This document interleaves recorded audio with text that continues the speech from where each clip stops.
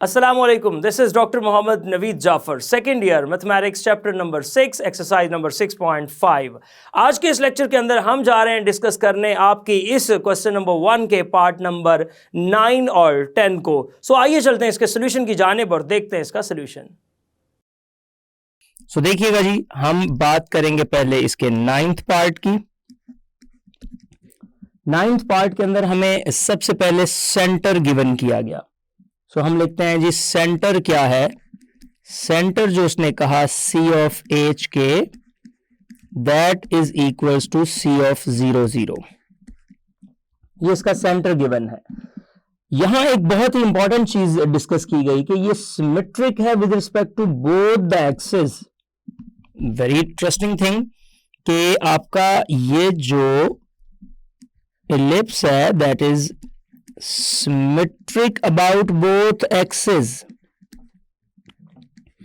About both axes. अब ये symmetric है on the both axes. उसके बाद ये कहा गया and passing through the points 2, 3 and 6, 1. And passing through the points, ये पास करता है. ये बहुत ही इंपॉर्टेंट क्वेश्चन है. डिफरेंट फैक्टर्स हैं जो इसमें इन्वॉल्व हैं और वो फैक्टर्स क्या क्या हैं. सिमेट्री एक्सिस की बताई गई है, सेंटर दिया गया है, 2 पॉइंट्स में से ये पास करता है और वो 2 पॉइंट्स क्या हैं, 1, 2, 3 है और जो दूसरा पॉइंट हमें यहाँ पे दिया गया है वो 6, 1 दिया गया है. ले जी, इन 2 पॉइंट्स में से ये पैराबोला पास करता है और इस एलिप्स की इक्वेशन को फाइंड करना है और देखते हैं किस तरह से इसको प्रोसीड करना है. सबसे पहले आप देखिएगा यहां पे हम general equation of the ellipse लिखते हैं और वो general equation of the ellipse हम क्यों लिख रहे हैं. यहां पे सेंटर का हमें पता है कि वो 0 0 है.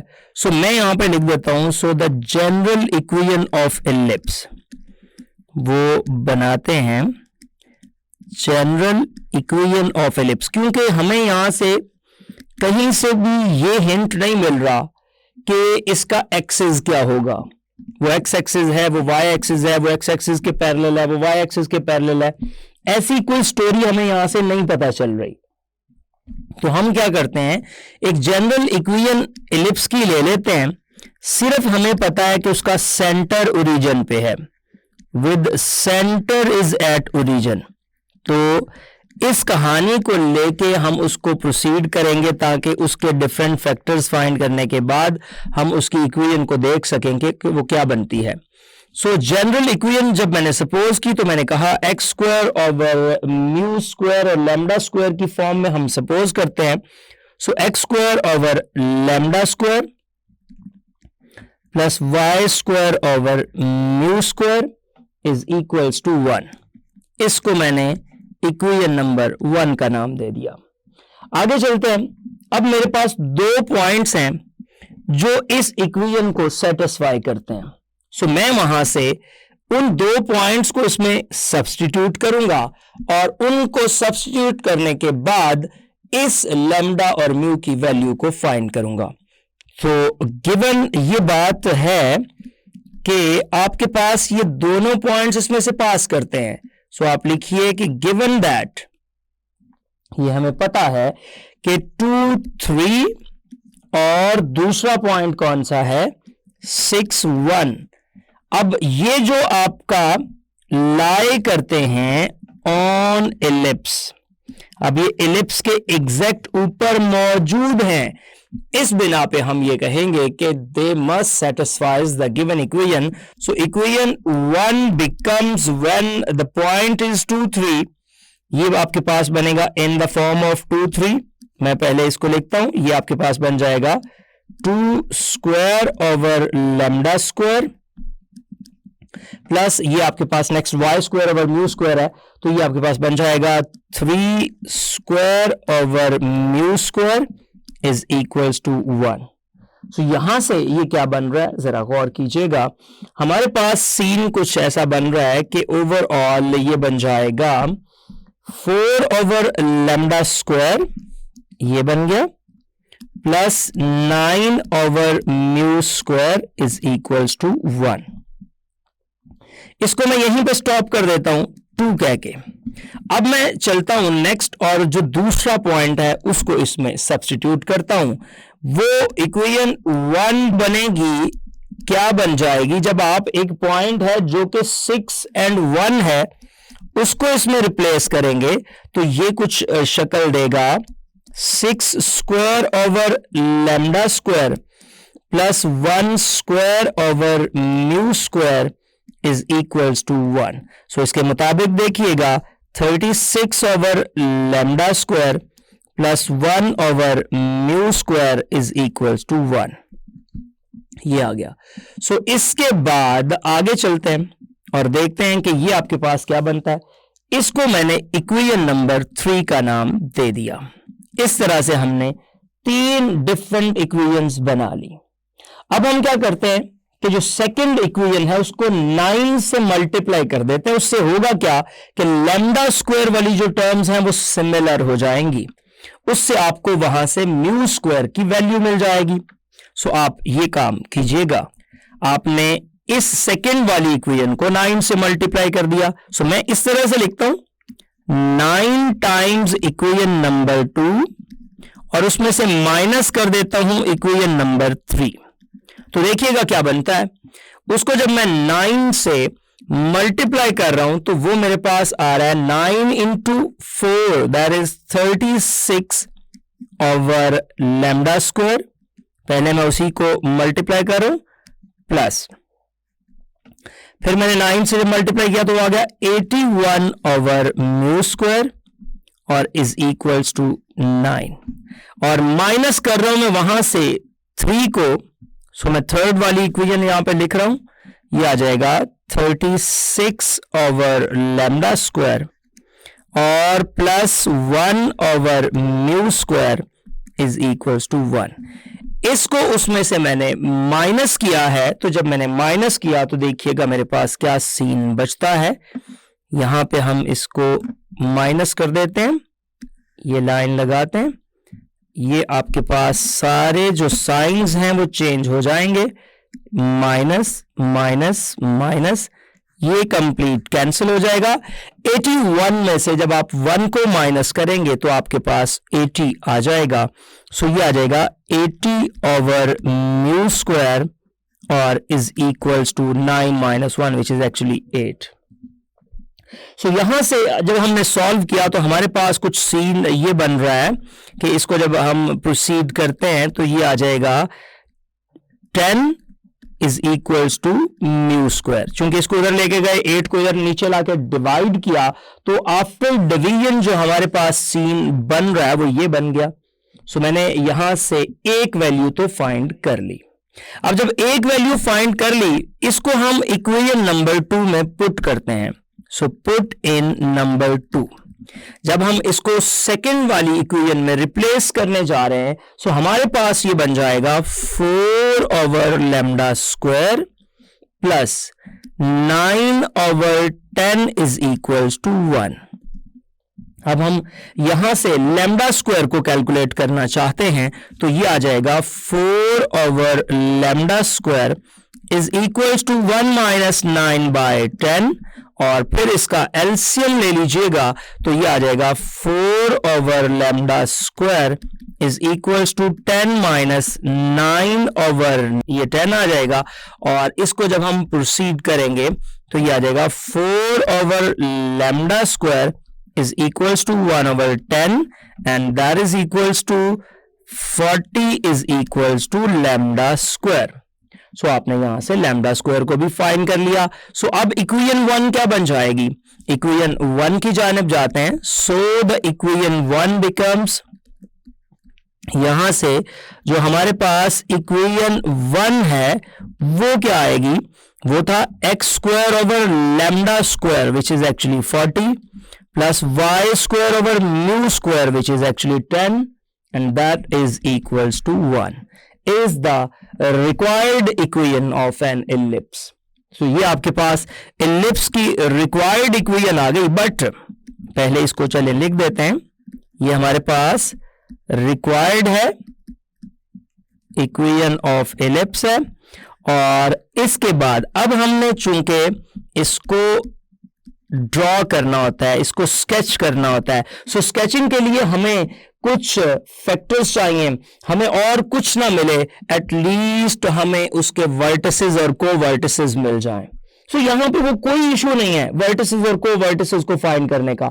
मैंने आपको जब थ्योरेटिकल लेक्चर्स करवाए तो मैंने आपको ये गाइड किया कि इसका ग्राफ कैसे बनाते हैं। सो वो इसीलिए ग्राफ ऑफ इलिप्स सिखाया गया ताकि आप इस कॉन्टेक्स्ट को समझ सकें। ये दोनों जो टर्म्स हैं इनके स्क्वायर का सम 1 के इक्वल है। सो आप यहां से ये कह सकते हैं, इसको नंबर 4 कह दें। सो यहां पे बताएं कि 4 जो इक्वेशन है ये इंप्लाइज करती है कि x square over 40 should be less than equals 1 और y square over 10 should be less than equals 1। So यहां से आपके पास इसके वर्टिसेस और को वर्टिसेस आ जाएंगे। ये आ जाएगा x square less than equals 40, ये आ जाएगा y square less than equals 10। ये आपके पास बनेगा कि x lying in between minus square root 40 to plus square root 40 इसके दरमियान लाई करेगा। और एग्जैक्टली इसी तरह आप दूसरे को भी देखेंगे। तो अगर आप स्क्वायर रूट लेके लिखते हैं, मैं इसको इस तरह से लिख रहा हूं कि ये माइनस 40 स्क्वायर रूट t से लेके लाई करेगा प्लस 40 स्क्वायर रूट के दरमियान, और दूसरी जानिब ये माइनस 10 स्क्वायर रूट से 10 के दरमियान लाई करेगा स्क्वायर रूट। तो ये आपकी वैल्यूज आ रही हैं। अब मैं जरा इन वैल्यूज को थोड़ा सा आपके सामने इस लेफ्ट वाली को सॉल्व करके अगर बता दूं, ये तो 4 क्रॉस 10 बनता है। तो अगर 4 क्रॉस 10 को लिखा जाए तो ये माइनस 2 टाइम्स स्क्वायर रूट 10 हो जाएगा, less than equals x less than equals 2 times square root 10 ये आ जाएगा। और ये हमारे पास एग्जैक्टली वही माइनस 10 के स्क्वायर रूट से लेके प्लस 10 के स्क्वायर रूट तक मूव कर रहा है। सो ये हमारे पास इसके वो क्रेडेंशियल्स, वो चीजें, वो एलिमेंट्स हैं, वो वर्टिसेस और को वर्टिसेस हैं जिनकी मदद से हम ये डायग्राम यहाँ पे ड्रॉ कर सकते हैं। सो आइए डायग्राम की जानिब चलते हैं। ये डायग्राम मैं आपके सामने लेके आया। अब इस डायग्राम को मैंने इसी की मदद से बनाया, और एग्जैक्टली अगर आप गौर करें तो ये डायग्राम आपको ये मैसेज देती है कि इसका जो सेंटर है हमारे पास, वो सेंटर एग्जैक्टली इसका ओरिजिन पे मौजूद है। इसके जो वर्टिसेस हैं हमारे पास वो एग्जैक्टली 2 टाइम्स स्क्वायर रूट 10 और 0 यहां पे आ रहा है। इसी तरह जब आप इधर जाते हैं तो माइनस 2 टाइम्स स्क्वायर रूट 10 और 0 यहां पे आ रहा है। और जब आप इस साइड पे जाते हैं तो स्क्वायर रूट 10 के साथ हमारा ये आ जाएगा, और 0 और माइनस स्क्वायर रूट 10 के साथ आ जाएगा। सो ओवरऑल ये हमारे पास इसकी कैलकुलेशंस हैं, ये हमारे पास इसका सारा सेटअप जिसकी मदद से हमने इस क्वेश्चन को प्रोसीड किया। ये था आपका 9th पार्ट, और एक अच्छा पार्ट था जिसको आपने इंतहाई टेक्निकल वे से प्रूव किया है। अब हम मूव करेंगे इसके पार्ट नंबर 10 की जानिब और देखेंगे पार्ट नंबर 10 के अंदर क्या क्या एलिमेंट्स आपके पास मौजूद हैं जिनकी मदद से हमने इसको प्रोसीड करना है। सो पार्ट नंबर 10 हमारे पास क्या है, मैं उसके स्टेटमेंट की जानिब आता हूं। पार्ट नंबर 10, सेंटर वहां पे हमें गिवन कर दिया गया, सेंटर ऑफ एन एलिप्स जो कि सी ऑफ एच के होता है, वो यहां पे हमें बताया गया है centre of an ellipse. Centre of an ellipse की जो बात है वो यहां पे कुछ इस तरह से है कि वो 0 0 है। उसके बाद मेजर एक्सिस जो है ये हॉरिजेंटल है। ये बात मेंशन कर देगी कि मेजर एक्सिस जो है वो आपका हॉरिजेंटल है, वो एक्स एक्सिस भी हो सकता है, वो पैरेलल टू एक्स एक्सिस भी हो सकता है, लेकिन वो एक्स एक्सिस ही है। वो क्यों है एक्स एक्सिस? ये बात हमें सेंटर से पता चल रही है कि क्योंकि सेंटर जब आपका ओरिजिन पे है तो सेंटर जो है ये एग्जैक्टली लाई करता है मेजर एक्सिस के ऊपर, और अगर मेजर एक्सिस हॉरिजेंटल है, सेंटर 0 0 है यानी कि ओरिजिन है, इसका मतलब है एग्जैक्टली एक्स एक्सिस ही इसकी जो है मेजर एक्सिस के ऊपर लाई करेगी। सो देखिएगा, इसको आगे प्रोसीड करते हुए जाते हैं। यहां पे ये मौजूद है, एक्सिस आपको बता दिया गया, मैं यहां पे उसको भी मेंशन किए देता हूं कि हमें ये बात गिवन है कि इसका जो मेजर एक्सिस है वो हॉरिजेंटल लाइन है, और हॉरिजेंटल लाइन से मुझे ये बात समझ आ रही है कि वो एक्स एक्सिस की जानिब ही रहता है, क्योंकि ये आपका सेंटर बता रहा है इसकी स्टोरी को। आगे चलते हैं और कहता है कि the points 3, 1 and 4, 0 lie on the graph।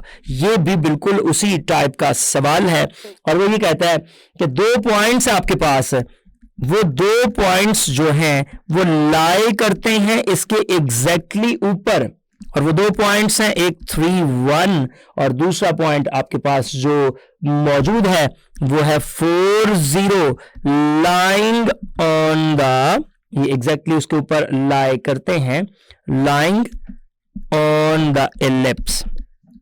ये दोनों के दोनों पॉइंट्स इस इलिप्स के ऊपर लाई करते हैं। सो लिहाजा आप गौर कीजिएगा, यहां चूंकि उसने मेजर एक्सिस की बात कर दी गई, मैं सिर्फ एक लास्ट क्वेश्चन में और इस क्वेश्चन में आपको एक डिफरेंस बताना चाहता हूं। अभी जो ऊपर हमने क्वेश्चन किया, उस क्वेश्चन के अंदर ये जो इतना बड़ा यहां पे हिंट दिया गया है ना, वहां पे ये हिंट नहीं था। वहां पे सिर्फ ये बताया गया था कि आपके पास एक सेंटर मौजूद है और उस सेंटर के बाद ये बात बताई गई थी, सिर्फ इतना मेंशन कर दिया गया था कि वो सिमेट्री है अबाउट बोथ द एक्सिस। अब हमें नहीं पता था कि वो किस एक्सिस के अगेंस्ट बनना है, इसलिए हमने वहां पे जनरल इक्वेशन रखी, इसलिए हमने वहां पे लैम्डा और म्यू को इंट्रोड्यूस करवाया।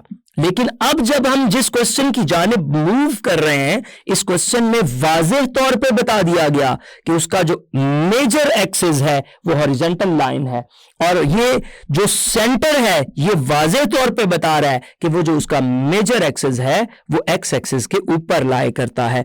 इसलिए अब हम ये श्योर हैं कि इसकी जो इक्वेशन हम सपोज करने जाएंगे वो x² over a² plus y² over b² equals to 1 ही होगी। सो मैं इसके सॉल्यूशन में आता हूं, इसका सेंटर लिखता हूं जो गिवन है c ऑफ h के, और वो सेंटर हमें यहां पे बताया गया है 0, 0। यहां से h और k दोनों वैल्यूज का पता चल गया कि वो 0, 0 है। उसके बाद दूसरी बात जो हमें गिवन की गई वो ये बताया गया कि इसका जो मेजर एक्सिस है वो मेजर एक्सिस क्या है, इज हॉरिजॉन्टल। अब हॉरिजॉन्टल से मुराद मैंने आपको ऊपर अर्ज कर दी और समझा दिया, बता दिया कि इसकी फिर इक्वेशन ऑफ एलिप्स जो बनेगी वो एग्जैक्टली क्या बनेगी, x² over a² plus y² over b² is equals to 1, और इसको हम यहां पे 1 का नाम दे देते हैं। सो हमें a और b की वैल्यू ही चाहिए और हमारा इसमें कोई टारगेट नहीं है, कोई डिफरेंट चीज नहीं है। सो प्रोसेस क्या है, दोनों पॉइंट्स इसके ऊपर लाई करते हैं। पॉइंट्स क्या क्या हैं, एक पॉइंट है 3, 1, अगर वो इसके ऊपर लाई करेगा तो ये आ जाएगा 3² ओवर a² प्लस, यहां से जरा गौर कीजिएगा, 3² over a² plus 1² over b² is equals to 1। यहां पे आपने क्या करना है, a या b किसी एक की वैल्यू को फाइंड करना है। उसके लिए आपको क्या करना पड़ेगा, जिस तरह मैंने लास्ट को प्रोसीड किया, चलें जी, 9 over a² plus 1 over b² is equals to 1। एक बात, चाहे तो a की value in terms of b निकाल लें, चाहे तो b की value in terms of a निकाल लें, लेकिन आपको इतना कोई प्रोसेस करना नहीं पड़ेगा, क्योंकि सेकंड पॉइंट आपको एक बड़ा हिंट देने जा रहा है, यहां पे बहुत सपोर्ट करने जा रहा है। उसमें एक वैल्यू जो है आपके पास वो 0 है, वो आपको क्या सपोर्ट करेगी, आपको जो दूसरा पॉइंट है जो इसके ऊपर लाई करता है वो 4, 0 है। सो 4, 0 इसके ऊपर लाई कर रहा है। अगर 4, 0 इसके ऊपर लाई करता है तो ये इंप्लाइज करवा देगा कि 4² over a² plus 0² over b² is equals to 1। यहां से डायरेक्ट a की वैल्यू आपको मिल जाएगी। सो ये आ जाएगा 16 over a² is equals to 1। यहां से पता चला कि 16 is equals to a²। So a ने हमें यहां से हेल्प कर दिया कि a हमारे पास 4 आ गया, और a के 4 आने के फौरी बाद हम ये भी जज कर सकते हैं कि इसके वर्टिसेस क्या है, लेकिन वो हम मजीद आगे जाके बता देंगे। अब हम बात करते हैं b की वैल्यू को फाइंड करने की। सो मैं इसको पुट कर देता हूं इन इक्वेशन नंबर 2 जब हम सेकंड में पुट करेंगे तो हमारे पास आ जाएगा 9/16, यानी कि 9/16 a स्क्वायर आ गया प्लस 1/b स्क्वायर, ये आ जाएगा 1/b square is equals to 1। So यहां से अगर आप गौर करते हैं तो आपके पास कुछ सिचुएशन ये बन जाती है कि आप इसको उस साइड पे ले जाएं 1/b स्क्वायर को, या 1 को इस साइड पे ले आए, तो आपके पास हालात कुछ ऐसे हैं कि 1/b स्क्वायर 1 माइनस ये आ जाएगा 9/16, 1/b square is equals to 16 minus 9/16, ये बन रहा है। सो यहां से आप गौर कीजिएगा, आपके पास जो बन रहा है 1/b square is equals to 7/16, ये बन जाएगा। और अगर आप b स्क्वायर की वैल्यू यहां से फाइंड कर लेते हैं तो वो आ जाएगी 16/7, रेसिप्रोक कर दिया। और अगर आप b की वैल्यू यहां से देखना चाहते हैं तो वो आ जाएगी 4/√7। ये इसका कंप्लीट स्ट्रक्चर बन गया। अब आप इस कंप्लीट स्ट्रक्चर के मुताबिक पहले तो इसकी इक्वेशन लिखिए और फिर इसके ग्राफ की जानिब चलते हैं। सो देखिएगा, आपके पास था 1 implies x square over a square plus y square over b square is equals to 1। सो मैं अगर इसके मुताबिक इसको लिखता हूं तो ये मेरे पास आ जाएगा x square over 16 plus y square over b square, जो कि बन रहा है मेरे पास 16/7, ये आ जाएगा इज इक्वल्स टू 1। चाहें तो ये 7 को आप ऊपर भी ले जा सकते हैं, ये आ जाएगा x square over 16 plus 7y square over 16 is equals to 1। In other words 16 को आप एलसीएम लेके भी लिख सकते हैं। ये आपके पास क्या थी, रिक्वायर्ड इक्वेशन ऑफ इलिप्स, जो according to the given parameters आपको फाइंड करनी थी, उसके मुताबिक आपने चलते हुए इस इक्वेशन ऑफ इलिप्स को कैलकुलेट कर लिया। अब रह गया इसका ग्राफ, अब रह गई इसकी स्केचिंग। सो स्केचिंग की जानिब चलते हैं और देखते हैं किस तरह का ग्राफ बन रहा। तो ये इसका ग्राफ है। अब आप इसके ग्राफ के मुताबिक जरा ओवरऑल ऑब्जर्व कीजिए। आपको सेंटर गिवन था, एग्जैक्टली 0 0 था। जब आपने वर्टिसेस फाइंड किए तो एक वर्टेक्स तो उसने खुद बताया था कि इसका 4 0 पे है, ये देख लें। और अगर ये 4 0 है तो उसका जो दूसरा वर्टेक्स है वो आपका -4 0 पे आ जाएगा। इसी तरह जब आपने इसकी y की वैल्यूज यानी कि b की वैल्यूज फाइंड की तो वो एक तरफ तो आपके पास बन रहा है 4/√7, ये बन गया। सो 0 4/√7। और जब आप नीचे आएंगे तो 0 -4/√7। 2 पॉइंट्स ऑन द सर्कल जो उसने कहा था लाई करते हैं, उसमें एक तो ये है और जो दूसरा पॉइंट था वो 3 1 था। तो वो 3 और 1 आप देखेंगे एग्जैक्टली ये वो पॉइंट है जो इस एलिप्स के ऊपर मौजूद है। एक ये 4 और 0 की सूरत में ये उसका वर्टेक्स भी बन गया और इन अदर सेंस ये भी बन रहा है। सो ये वो 2 पॉइंट्स हैं जो एग्जैक्टली लाई करते हैं ऑन द एलिप्स जो आपके पास यहाँ पे ये एलिप्स मौजूद है। सो इस तरह आपने इन दिए गए तमाम फैक्टर्स की मदद से इस इक्वेशन ऑफ एलिप्स को कैलकुलेट किया, इस इक्वेशन ऑफ एलिप्स को ग्राफिकल रिप्रेजेंटेशन दी। जी, तो देखा आपने किस तरह से हमने इस पार्ट नंबर 9 और 10 को सॉल्व किया और इसको एलिप्स में चेंज किया। ये था आज का lecture. Hope so you understand that today's lecture. This is end of our lecture.